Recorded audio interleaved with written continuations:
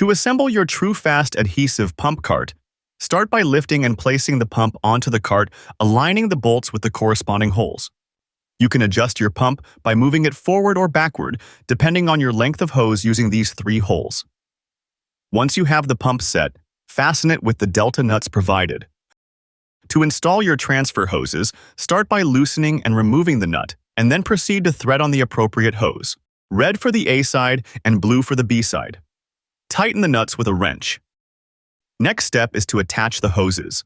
With a wrench, remove the plugs. Like before, install the red hose to the A side. A side is marked here with an A. Thread the hose on and tighten with a wrench. Repeat for the B side. Now that the hoses are connected to the pump, we have to attach the hose to the gun. There are 2 fittings that come in the kit.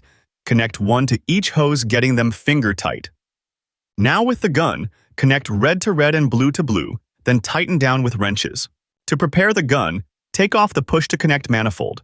Add grease to the seals to help prevent hardening of the A or B material on the gun. You also want to add grease on the NOx valve.